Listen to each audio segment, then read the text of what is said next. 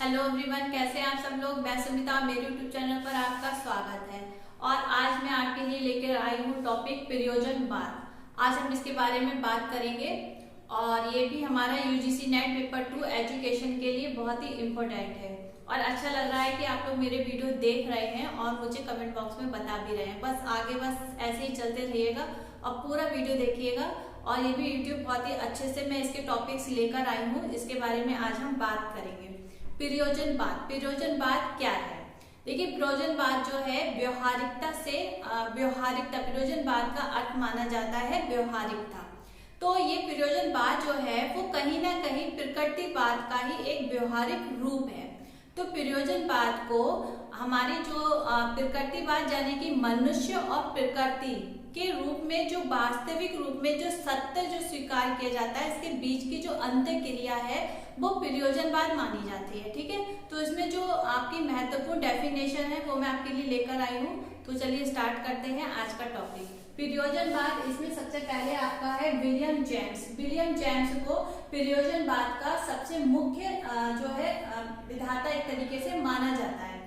तो William James ने क्या कहा है? विलियम जेम्स ने कहा है कि प्रयोगवाद मस्तिष्क का स्वभाव और दृष्टिकोण है। यानी कि जो प्रयोजनवाद है जो हमारे मस्तिष्क का एक स्वभाव, यानी कि जो हमारे मस्तिष्क का स्वभाव है और दृष्टिकोण, यानी कि प्रकृति में रहकर हम किसी भी चीज को किस नजरिए से देखते हैं, यानी कि किस दृष्टिकोण से देखते हैं और वो हमारे मस्तिष्क पे किस तरीके से उसका प्रभाव पड़ रहा है। ठीक, तो ये सत्य है और विचारों की प्रवृत्ति का सिद्धांत है। तो जो हम अपने मस्तिष्क में यानी कि जिस चीज को दृष्टिकोण हम बना लेते हैं और उसके बारे में हम सोचते हैं, तो एक तरीके से क्या हो जाता है, वो हमारा व्यवहार, यानी कि उस वस्तु के प्रति हमारा जो व्यवहार होता है उसी को हम क्या मानते हैं? सत्य मानते हैं। तो वही क्या है? प्रयोजनवाद है।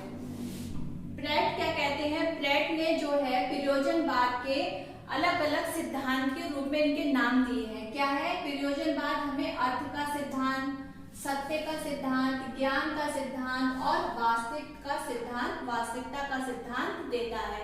अब यहाँ पर मान लीजिए ये एक तरीके से कह सकते हैं कि प्रयोजनवाद के अन्य नाम हैं, यानी कि प्रयोजनवाद की जगह ये नाम भी अगर आते हैं तो ये प्रयोजनवाद के ही नाम है। कौन कौन से? प्रयोजनवाद हमें जैसे कि अर्थ का सिद्धांत, सत्य का सिद्धांत, ज्ञान का सिद्धांत और वास्तविकता का सिद्धांत। ठीक, अब ये सारे सिद्धांत किसने बताए हैं? ये बताए हैं प्रेट ने। फिर हमारा प्रयोजनवाद के रूप। सबसे पहला है हमारा प्रयोजनवाद के 3 रूप बताए गए हैं। सबसे पहला है मानवतावादी प्रयोजनवाद। इसमें क्या बताया गया है? इसमें बताया है कि प्रयोजनवाद का सबसे लोकप्रिय, यही प्रयोजनवाद का सबसे लोकप्रिय है। मानवतावादी प्रयोजनवाद जो है वो सबसे लोकप्रिय है प्रयोजनवाद का।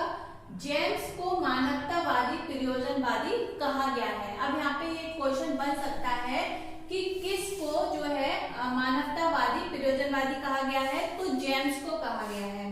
तो इन्होंने क्या कहा है कि मानवतावादी जो है वो ये कहते हैं कि जो बात मेरे उद्देश्य को पूरा करती है, मेरी इच्छाओं को संतुष्ट करती है और मेरे जीवन का विकास करती है, वही सत्य है। तो यहाँ पे क्या कहा गया है? यहाँ पे कहने का मतलब ये है कि कोई भी ऐसी बात, यानी कि हम हैं और हमें कोई ऐसी हमारी इच्छा है जो हमारे उद्देश्य को पूरा करती है, ठीक है, और क्या करती है? हमारी इच्छाओं को पूरा करती है, तो वही हमारे लिए क्या है? वही हमारे लिए सत्य है, यानी कि ठीक है। ठीक, फिर दूसरा हमारा इसका टॉपिक था, पहला हो गया हमारा मानवतावादी और दूसरा है हमारा प्रयोगवादी प्रयोजनवाद। अब प्रयोगवादी प्रयोजनवादी क्या है? जिस बात को प्रयोग से सिद्ध किया जाए वही सत्य है। यह जो ठीक कार्य करती है वही सत्य है, यानी कि जिस कार्य को, मान लीजिए कोई कार्य है और हम उस कार्य को कर रहे हैं, तो उसको सत्य साबित करने के लिए हम क्या करेंगे? उसका उपयोग करेंगे, उसका हम प्रयोग करेंगे। और प्रयोग करने के बाद वो बात अगर सत्य साबित हो जाती है तो वह कौन सा होगा? प्रयोगवादी प्रयोजनवादी होगा। ये रूप है। ठीक है, तीसरा है हमारा नाम रूपी प्रयोजनवादी। इसमें क्या है? इसमें है प्रयोगात्मक प्रयोजनवाद का उपरूप है। प्रयोगात्मक जो है ये नाम रूपी प्रयोजनवाद जो है वो प्रयोजनवाद का ही एक उपरूप है। जब हम कोई प्रयोग करते हैं, यानी कि कोई भी हम एक ऐसा प्रयोग करते हैं, तब हम उसके परिणामों को देखते हैं।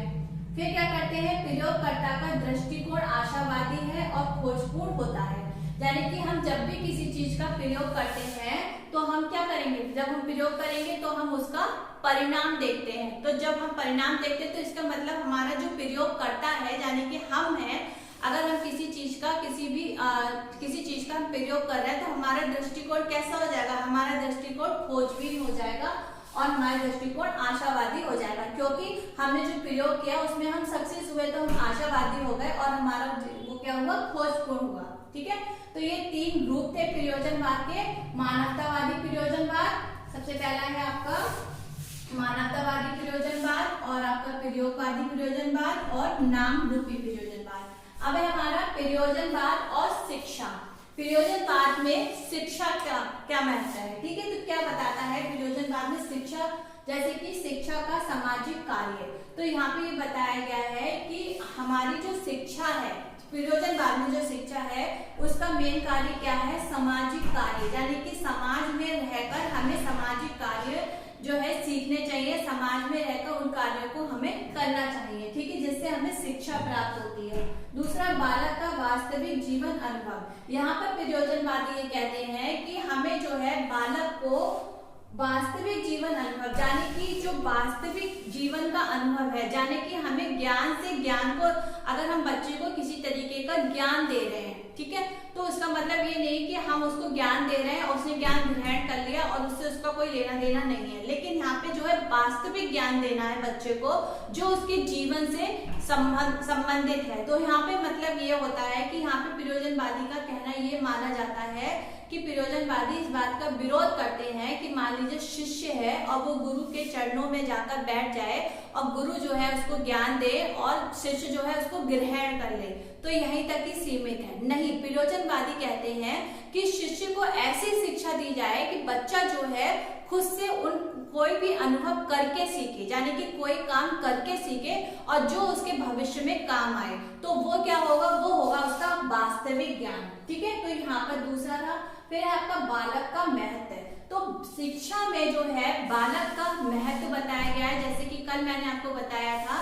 तो यहाँ पर भी प्रयोजनवादी का कहना भी यही है कि बालक जो है शिक्षा बालक के लिए है, बालक शिक्षा के लिए नहीं है, शिक्षा बालक के लिए है। ठीक है, तो यहाँ पर इनका कहने का मतलब ये है कि बालक को ऐसी शिक्षा दी जाए जो बालक की रुचियों, उसके आवेगों और उसकी इच्छाओं और उसकी जो जरूरत है उसके हिसाब से बच्चों को शिक्षा दी जाए। यानी कि शिक्षा में ग्रहण करते समय बालक का महत्व होना चाहिए। ठीक, बालक को बालक समझना चाहिए। फिर है हमारा शिक्षा की लोकतंत्रीय प्रक्रिया। तो शिक्षा की लोकतंत्रीय प्रक्रिया यानी कि शिक्षा को लोकतंत्र से जोड़ा गया है। शिक्षा क्या है, एक लोकतंत्रीय प्रक्रिया है। ठीक है, तो ये थे हमारे प्रयोजनवाद और शिक्षा। अब इसमें प्रयोजनवाद में शिक्षा के उद्देश्य क्या है, तो इस शिक्षा के उद्देश्य है बालक अपने मूल्यों और आदर्शों का निर्माता है। यानी कि बच्चे को जब हम उसके हिसाब से ज्ञान देंगे तो बच्चे को जब अपने हिसाब से वो करके अनुभव करके कोई चीज सीखेगा तो वो अपना खुद से अपने मूल्यों को और अपने आदर्शों को बनाएगा। तो बालक क्या है, बालक को यहाँ पे बताया गया है, प्रयोजनवादियों ने कहा है कि बालक अपने मूल्यों और आदर्शों का खुद निर्माता है। ठीक है, दूसरा है हमारा गतिशील और लचीले मस्तिष्क का विकास करना, ये शिक्षा का उद्देश्य है। थर्ड है छात्र का विकास करना। 4 है गतिशील निर्देशन। फिर नेक्स्ट है आपका सामाजिक कुशलता। ठीक है, तो ये थे हमारे प्रयोजनवाद के शिक्षा के उद्देश्य। अब हम बात करते हैं प्रयोजनवाद की शिक्षण विधियां क्या है। तो 3 है शिक्षण विधियां मेन। तो कौन कौन सी है, सीखने की उद्देश्यपूर्ण प्रक्रिया का सिद्धांत, यानी कि बच्चे को करके सीखने के ऊपर उसकी उद्देश्यपूर्ण क्रिया का सिद्धांत बताया गया है। करके या अनुभव द्वारा सीखने का सिद्धांत। फिर हमारा सीखने की क्रिया के एकीकरण का सिद्धांत। अब यहाँ पे देखिए सीखने की क्रिया के एकीकरण के सिद्धांत में बताया गया है कि ज्ञान के भी कई रूप होते हैं। अब बच्चे को अलग अलग ज्ञान तो बांटा नहीं जाएगा, तो उसको क्या कहा है, बच्चे को इस तरीके का एक ज्ञान देना चाहिए कि उसको एकीकरण करके बताना चाहिए कि बच्चा जो है सीखने में उसको तत्पर हो और अच्छे तरीके से सीख जाए। तो यहाँ पर सीखने की क्रिया के एकीकरण का सिद्धांत लागू होता है। ठीक है, तो ये था हमारा आज का प्रयोजनवाद, जिसमें मैंने इंपोर्टेंट आपको क्या क्या बताया। देखिए डेफिनेशन बताई, प्रयोजनवाद के रूप थे, प्रयोजनवाद और शिक्षा, प्रयोजनवाद में शिक्षा के उद्देश्य और आपका हो गया प्रयोजनवाद की शिक्षण विधियां। ठीक है, तो आज के लिए इतना ही। नेक्स्ट टॉपिक के साथ फिर जल्दी ही मिलेंगे। और वीडियो अच्छा लगा हो तो सब्सक्राइब करना, लाइक करना, शेयर करना और कमेंट बॉक्स में मुझे बताना कि कैसा लगा। ठीक है, तब तक के लिए बाय बाय।